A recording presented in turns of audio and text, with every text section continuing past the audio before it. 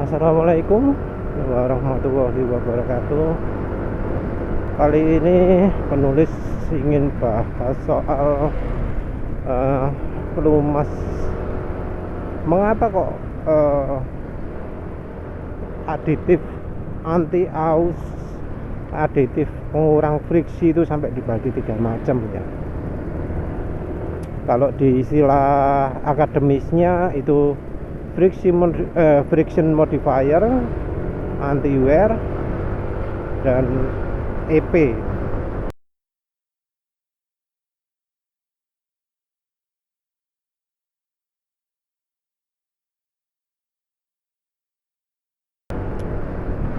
Kalau di istilah sales beda lagi ya, nggak ada istilah untuk yang tipe pertama, yang tipe kedua jarang disebut.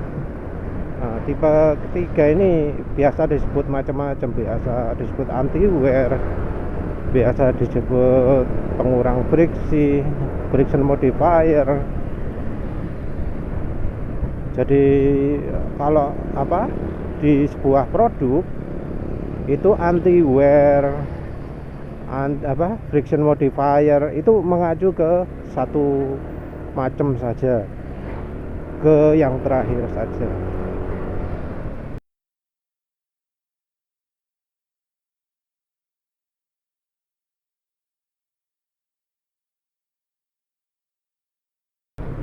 Ke yang kalau di dunia akademik disebut additive extreme pressure. Jadi secara secara penjualan barangnya itu disebut anti aus, tapi kalau untuk akademik anti aus itu beda lagi. Jadi kita mulai dari basicnya aja dulu ya. Basicnya itu karena oli punya 3 tahap pelumasan.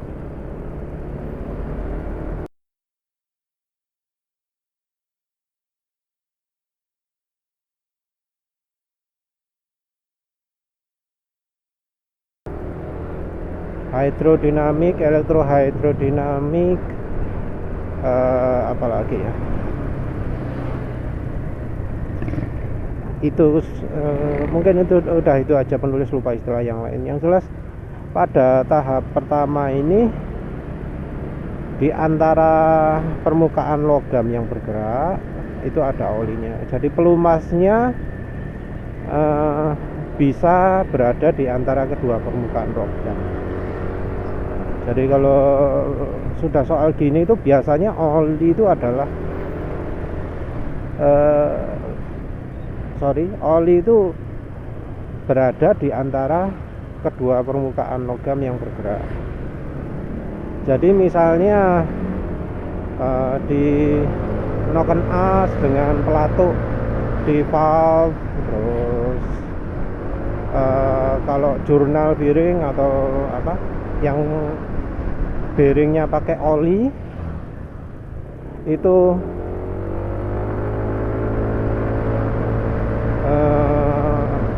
antara rumah bearing, rumah noken as misalnya dengan noken as yang berputar. Jadi noken as itu kan biasanya pakai jurnal bearing ya, flat bearing, bearing yang nggak ada bolanya, nggak ada rollernya, langsung logam sama logam. Nah itu yang bagian jadi bantalan itu adalah oli, cairan oli, bukan padatan ya.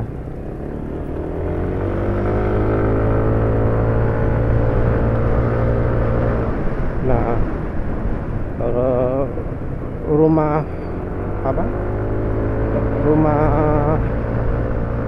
rumahnya noken as ini bahannya kadang ada yang dari aluminium. Nah ini bikin kompleks, karena kalau dari kok aluminium, tembaga ya, kuningan.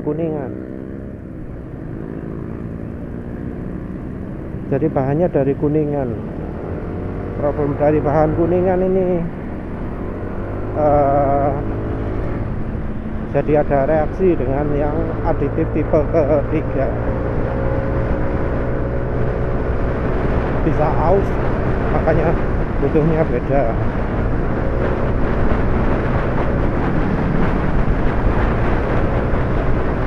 Nah lagi bahas dasar ya ini kan. Jadi dasarnya itu adalah dari 3 tahap pengemasan. Yang tahap pertama itu adalah ketika oli berada di antara dua permukaan logam. Dalam keadaan ini yang jadi penghambat adalah kekentalan olinya. Jadi oli makin kental ya makin besar hambatannya. Maaf tadi berisik, jadi nulis mute aja.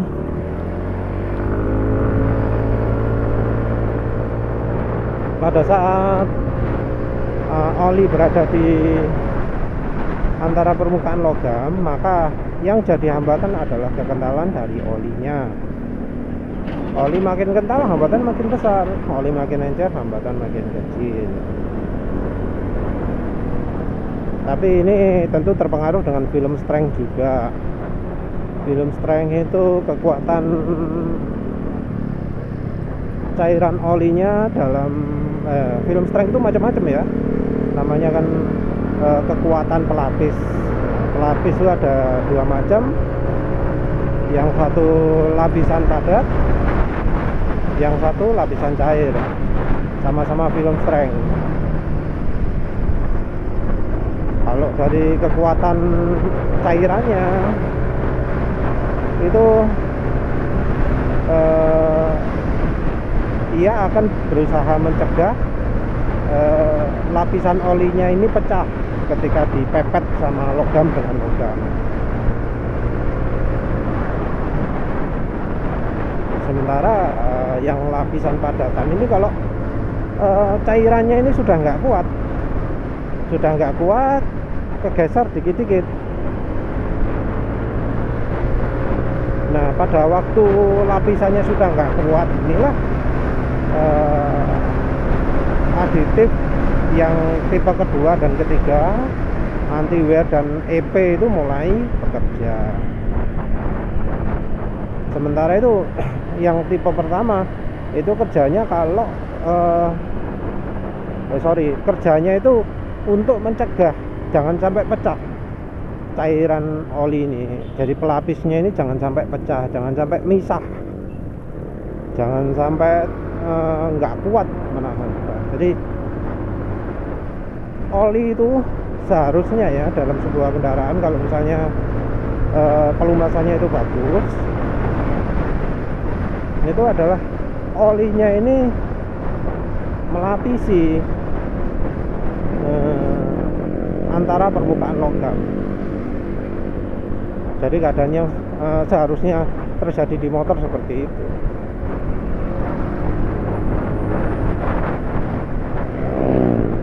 Nah, keadaan ini bisa dipengaruhi ya banyak hal ya.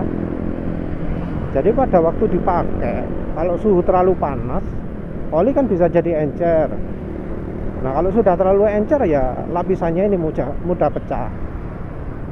Terus selain itu karena share, karena RPM tinggi, karena dikocok-kocok sama mesin, karena olinya ini saling bertabrakan satu sama lain, karena olinya dipaksa lewat jalur yang sempit. Nah ini bikin oli cepat encer. Ini yang pengaruh terutama aditif viscosity index improver, aditif yang merubah VI. Aditif merubah VI ini biasanya adanya di oli-oli multi grade, jadi oli 10W40 terutama ya, 10W30 kayak gitu.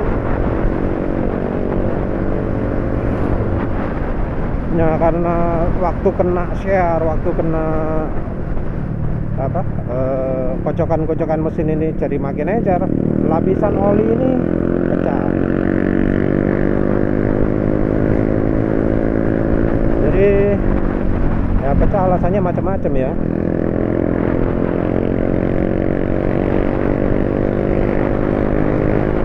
Nah, untuk mencegah pecah inilah makanya dibutuhkan aditif dengan film strength kuat, yang kalau dalam istilah akademisnya friction modifier. Nah, friction modifier yang dipakai itu adalah ester, itu yang sering dipakai sekarang. Kalau zaman dulu katanya pakai minyak nabati.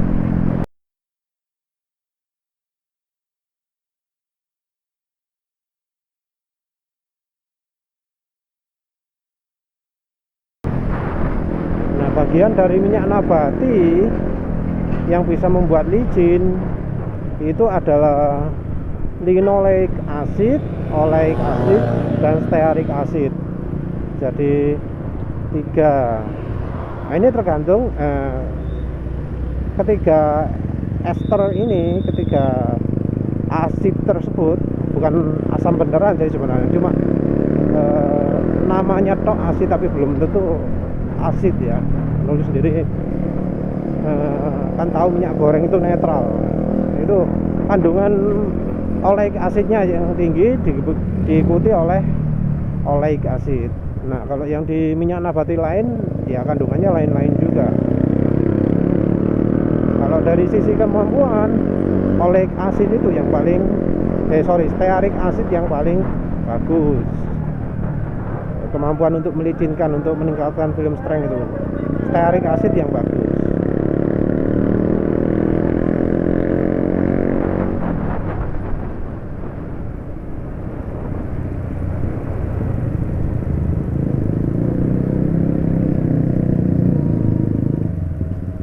Dari aditif ini ya tentu ada kelemahan masing-masing. Penulis sebelumnya udah bahas. Seperti misalnya kalau stearic acid itu kalau dari ester itu kelemahannya adalah bereaksi terhadap logam, sehingga kemampuan aditif EP-nya jadi berkurang. Jadi kalau pakai ester, kemampuan aditif EP-nya jadi berkurang. Konsekuensi ya, tapi film strength meningkat.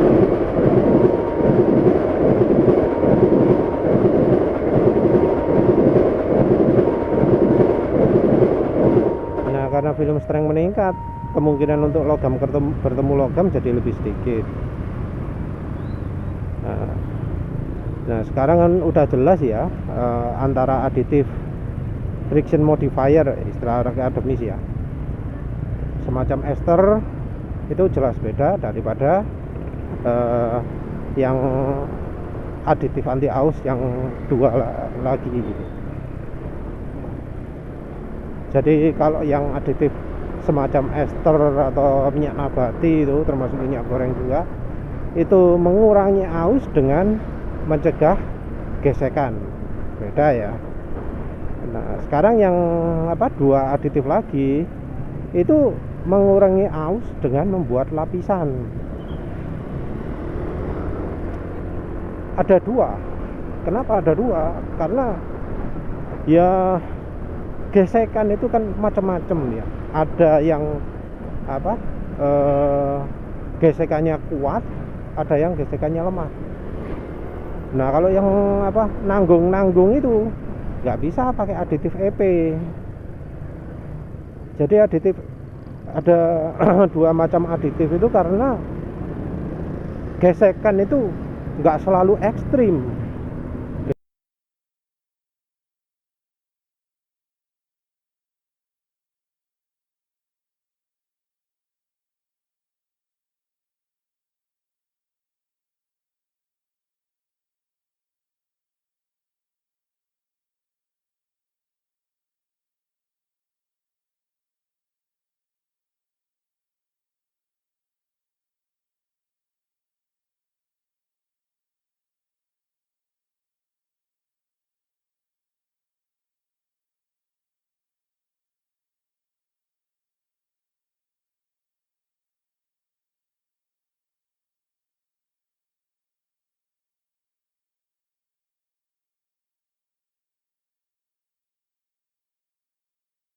Gesekan itu ada yang nanggung, karena ya terjadinya nanggung.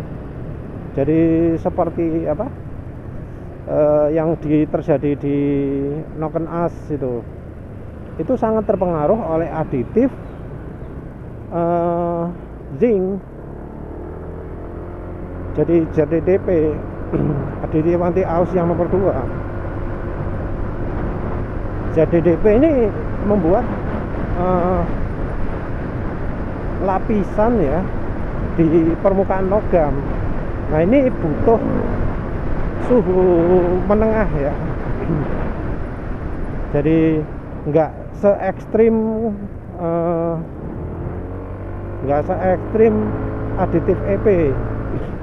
Jadi cuma suhu agak tinggi gitu tuh, agak tinggi dikit. Nah, jadi aditif anti aus rata-rata pekerja berdasarkan panas ya, cuma butuh panas sedikit aja sudah bisa bekerja. Nah, yang bagus ZDDP ini berfungsi multifungsi, bisa untuk antioksidasi, untuk apa lagi ya, lupa. Sebenarnya ada 4 fungsi ZDDP, tapi penulis lupa. Yang penulisnya cuma anti aus ya, sama antioksidasi itu. Terus bahkan untuk aditif yang nomor 2 ini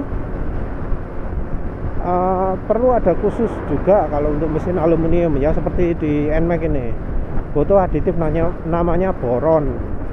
Butuh boron karena pakai aditif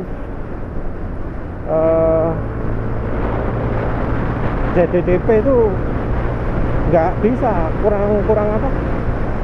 kurang efektif, karena yaitu tadi gesekan antara mesinnya tidak bisa menghasilkan suhu yang cukup panas. Jadi ini kayaknya terutama untuk piston ya, katanya untuk teknologi mesin alusil aluminium silikon ya, ini sama persis lah dengan teknologi diasil, tapi ya namanya doping silikon itu macam-macam.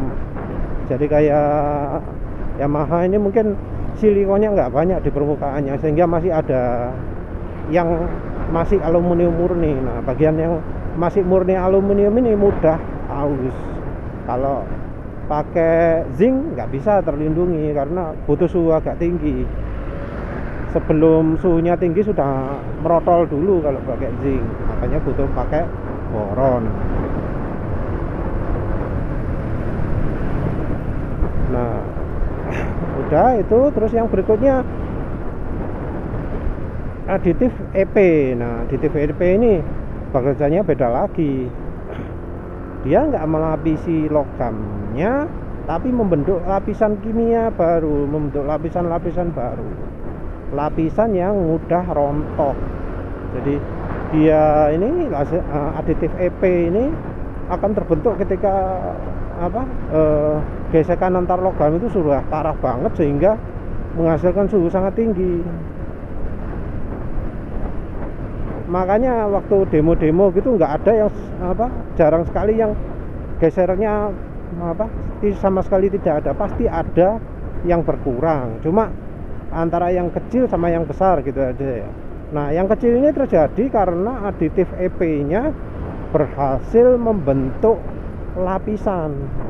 Jadi eh, guratan kecil itu karena yang uji itu nekennya pelan-pelan dulu, ditunggu sampai lapisan aditif EP-nya bekerja terus baru ditekan kuat. Nah itu bisa tahan karena aditif EP-nya itu akan apa, karena panas ini aditif EP-nya akan berhasil membentuk lapisan yang mudah rontok. Jadi terbentuk lapisan baru rontok, bentuk lapisan baru rontok. Makanya aditif EP ini sifatnya konsumtif. Ya sama juga sih seperti aditif ZDDP, cuma ZDDP ini lebih awet.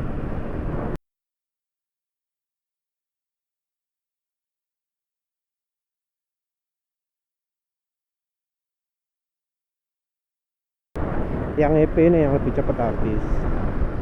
Nah jadi kira-kira seperti itulah mengapa kok sampai ada 3 macam aditif anti aus itu ya. Jadi semoga sudah jelas. Sekian saja, terima kasih sudah menonton. Assalamualaikum warahmatullahi wabarakatuh.